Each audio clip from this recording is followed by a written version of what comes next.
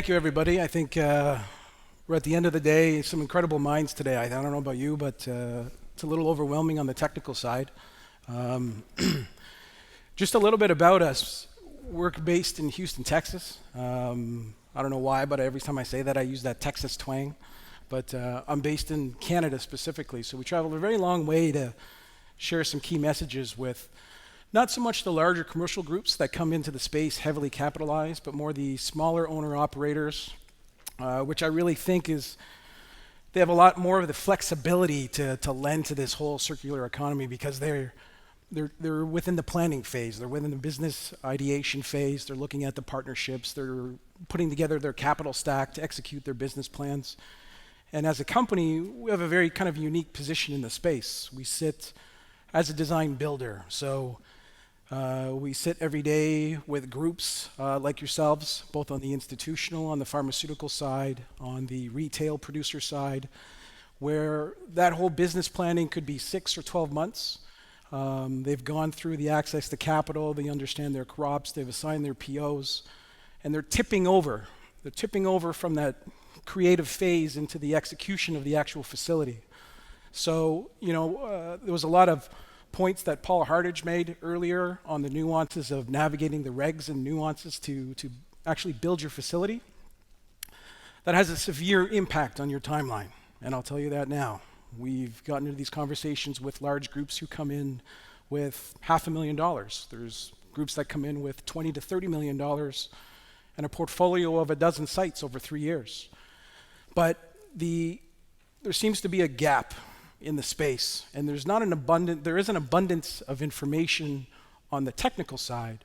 There's abundance of information on why this exists and why this is a pressing need in the industry, but there seems to be kind of syrup in the gears of flipping over in terms of executing your plan and building your facilities. So sitting at the center of that space and dealing with the owner-operators, dealing with the large financial institutions and private equity firms, dealing with regulatory bodies who are understanding how to navigate and permit the execution of these facilities, gives us a very clear vantage point of where all your plans can slow down drastically. And what I will say is that the majority of them will cost you more. It will take you more time than expected. So be sure to set the expectations with your investment groups. Be sure to set those expectations with your wholesalers. I think that sitting in the middle of it, we've got a lot of little lessons because as we're tipping these clients over into building out their facilities, they come to us with land and we erect the modular structures. We do from the shell all the way down to the nutrients and the central planning of the facility, or they come to us with retrofits. So large urban centers, vacant warehouses, and they need a retrofit for CEA. If I had the patience to write a book, I think this would probably be on the front cover. I would say that aside from the lengthy process that you all go through of assimilating all the data to figure out where's your fit within this nascent space, there's a lot pitfalls that directly affect tipping over in the facility. So I wanted to kind of rattle off some of the pieces of the discussions that we have near daily with a lot of these different groups. And like I said, they range from large pharmaceutical, large commercial retailers, all the way down to owner-operators. So one of the aspects is access to capital. So looking at, because the industry is on this bottom end of a hockey stick growth curve, you've got equity funds who want to put money into this space. But there is a lack of proven margins and profitability that's existed from the operators. Is that a lack of execution? Is there a lack of assigning the right business people to the team? I think it's a little bit of both, but more often than not, what we're seeing in these conversations is when these groups come to us with a very specific plan and they're looking at growing their crops and proving to their investor base how to build out and scale out into phase 2 of their facility, they're shoehorning in technology fits that they anticipated working for every crop and every geolocation, which affords you some nuances where you have very clear gaps on your central planning. One of the aspects that you also want to consider is redundancy. backup central planning to your facilities. On the investor side, if they're taking the risk and they're looking at putting in $500,000, $2, $3, $4, $5 million in your facility for a phase one build out, where your mission as an owner operator is to essentially prove that you can grow, prove that you can manage the capex that you outlined in your pro formas, and prove that your opex is manageable based on the margins that you're selling your crops for. If it's not a retail model, it's the output of data that's coming out of the capacity of your crops. If it's not research, it's core supply. Let's say for the pharmaceutical or cosmetics industry, anybody doing plant-based expression, without a redundancy planning model built into your central planning for your facility, you're essentially letting everybody down. You're letting your supply sources down, you're letting your PO wholesalers down, and the one thing that saves you is what we're seeing is heavy commercial operational insurance policies. So we've got conversations with groups who are looking to do $20, $30 million build-outs within this calendar year. And I have to say that no matter the pedigree of the executive team, no matter their ability to execute with healthy exits, they can prove this is not their first time at the rodeo, but in this indoor farming space, the lenders typically want to see proof of efficacy, proof that you have the ability to take this model and turn it around. So they want to do stage build-outs. And the comfort they get is, if your facility goes down, how am I guaranteed that you're going to be able to supply for that PO? How am I guaranteed, if it's a clinical trial, how am I going to guarantee that supply of source product to get the data they need to move through the trial process to get labeling from the federal government? So central planning is really the key of what can totally cannibalize your business plans. And when I look at the central planning of the facility, I'm not going to get technical today, but there is a big vacancy in terms of how do you handhold from a business planning perspective over into bricks into the ground, shovels into the ground, and bricks on your building. One of the other aspects is really people take for granted the ability for all technologies to fit into all crops. That's simply not the case. We have groups that come to us with a business plan that essentially says, you know, for the last half a year, I've been researching aeroponics, and I wanted to use aeroponics for a multitude of crops. Some crops works great. They figured out a way to mitigate the packaging life. Other crops, it doesn't. So one of the actual lessons that I wanted to share with you is that when you're looking at tipping over, or even before that, when you're in the mid stage of the business plan, you understand on the operational side who you can implement, how your partnerships, you establish the POs. You look at the central planning of the actual facility. So the actual facility plans, when you come to redundancy, is of utmost because it guarantees the output of your yields. Moving on past to the central planning is it gives your investors a different level of comfort to understand that if you're allocating $250,000 to power generation and energy scrubbing out of the atmospheric conditions in the crop canopy, what you also want to look at is redundancy for that power. That can easily add another $250,000, another $500,000. So one thing is, don't underestimate the costs to the actual facility. If you're in a model where your investor base is saying, we're going to give you the money, we buy into your plan, we see you have the PO, and we're going to do a 10 to 20 to 30,000 square foot build out, that's a proving period. That's a testing period. There's more value in having a higher capex out front because it's going to guarantee you the ability to maintain your operating margins. And even when the cost of those goods start to fluctuate in the market, we all know that consumers are okay with paying more for organic, healthy, accessible food. That's proven. We're all here because we see that. We see the ability to push the product out and make our margins. But when that gets affected is when the demand of consumers gets so high and the output is high, where you've got 4 or 5 competitors within an urban center producing the same level of product, that higher capex that you allocated out of the gates allows you to put better infrastructure in your facility. That's going to allow you to run at a very much low cost of goods. That's going to give you the significant advantage when those social conditions change. So The lack of central planning affects the investor base. It affects your comfort level with being able to execute on the actual purchase orders. When at the end of the day, without the purchase orders, without the investor base, you have no business. One of the other aspects too is the logistics and shipping. I can't remember who it was, but I heard a couple of conversations earlier where people were hinting at that's a born cost right out of the gates. You have to calculate that because as your business scales, you want to spend on the logistics, but you don't want to have to look back at the actual facility and start incorporating large infrastructure policy to change inside the facility to meet that demand.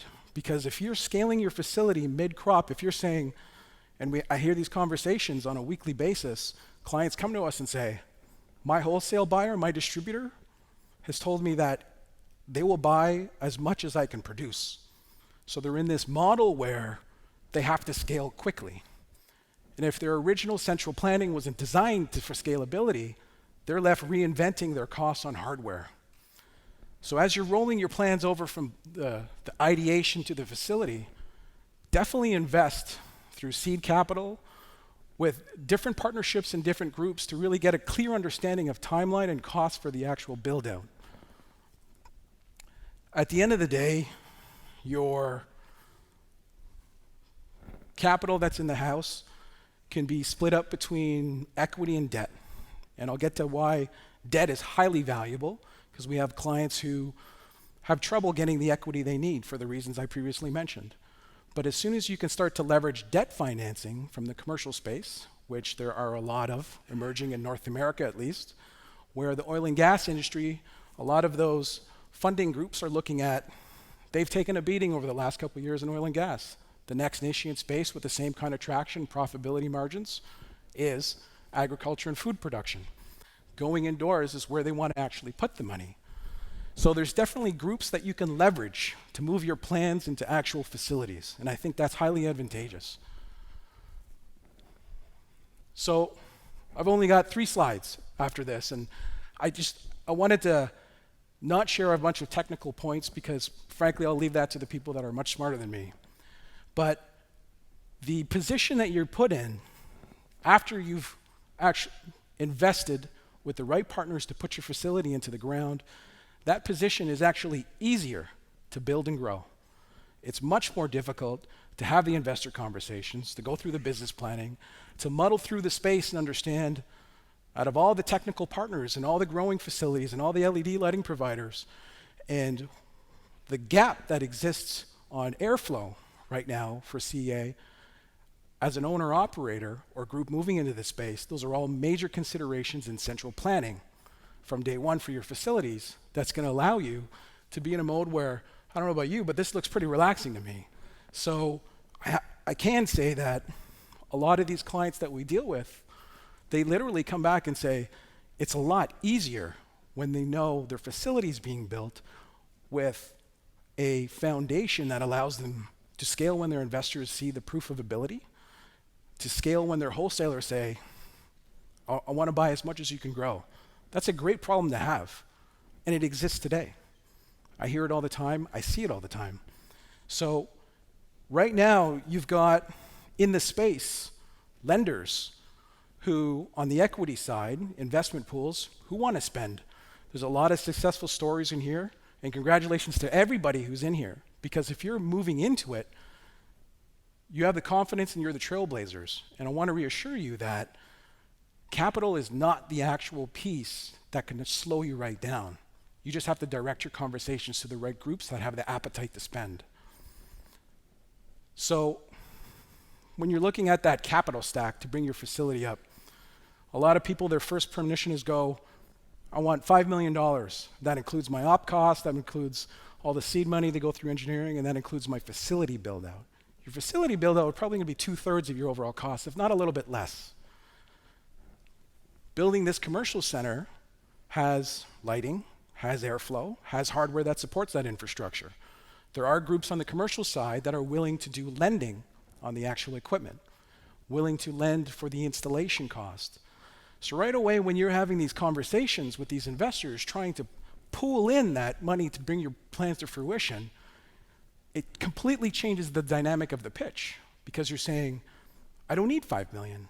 I need $2.2 million in equity. I could fund the rest over a multi-year plan on hardware leasing.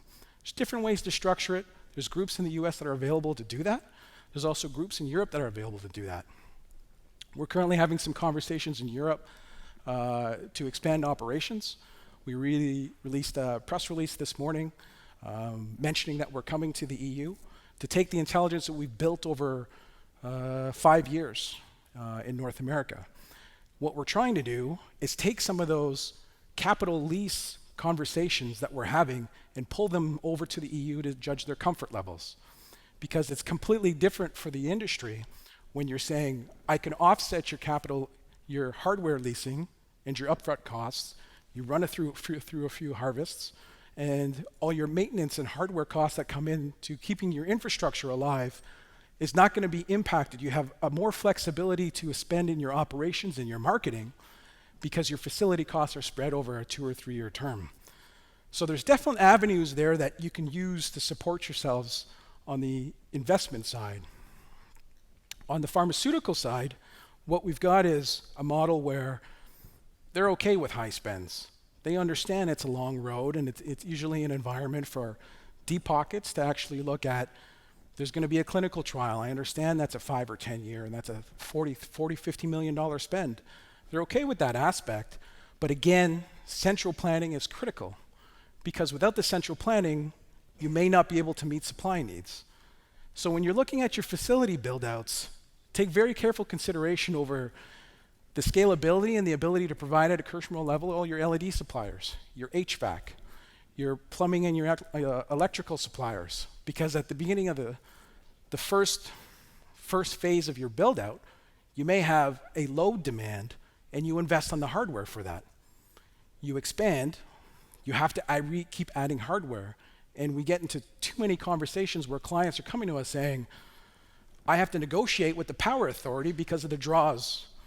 My hardware is drawing too much, it's running too much. So that is a direct result of a lack of central planning. The lack of understanding if you're in a 100,000 square foot facility and your build out's 10,000 square feet, you don't necessarily need to invest on the hardware to go forward, but you have to do the design and engineering upfront. You have to spend upfront to be able to not get into that impact, because when you start messing with infrastructure, it's downtime. If you have to revise infrastructure in your existing box that you're growing in, it's downtime. Downtime, lost crops, lost revenue. If you're expanding, it's a definite adjustment on your cost structure. So moving into the model where you've got a comfort level, and that comfort level is more geared towards, I'm growing, my facility's being built. That's an aspect where it's a lot easier than the business planning side of the fence. And what I really hope to get across is that too many times we get conversations where a growing nutrient delivery method is at the A list of the media. It's at the forefront of the industry. Everybody's adopting it. The technology is moving so quickly. I compare it back to probably a decade ago with the rise of mobile phones and mobile apps, where the pace of innovation is so quick. All of a sudden, some technology platforms will be outdated. And the worst thing you want to do is to make a technology and nutrient delivery decision on day one and then have to revisit that in year 3. Central planning should lead with, how much do I have to output and what is my crop? What are the local conditions? How many, geographically, where's my facility going to be located? Directly affects how much it's going to cost to run. The crop output is directly related to how much do you need to output? How much are you committed to on your POs? How much data do you need to produce for your testing? How much supply do you need to produce for that plant-based extraction for the pharmaceutical industry? So the central planning, when you start with the crop and understanding how much you need to output, then you backfill. Here's the appropriate technology to get that margin and to scale afterwards. Everything underneath kind of trickles in. Energy subsidies. We're seeing that now where I think there's been quite a few discussions earlier on that. A lot of people lining up to give grants and subsidies. That's usually tied to job creation. On the job creation side, back to the investors, community development finance institutions. So the ones that work smaller in the city centers, that want to see the job creation, that want less effluent runoff, but they also want the people within their city and they're just outside of the urban center to have access to the actual food supply. Those are the ones who are willing to give the grants because at the end of the day, you are creating jobs. I was just down in Detroit several months ago at a CDFI convention, and I had the pleasure of going to a farm facility where they're accessing that, and their ability to scale is becoming quite easy because of it. Equity is debt. That's that marriage between hardware leasing and your core investment. So that's probably what you're going to look like at the end of business planning. Weathered, it's taken a long time. It's just a feel-good image, but the business planning phase is the hardest part. After that, you've got quite an easy window to execute. And after that, I'm very curious to be here next year and hear some stories of where your plans have gone from there. Thank you very much.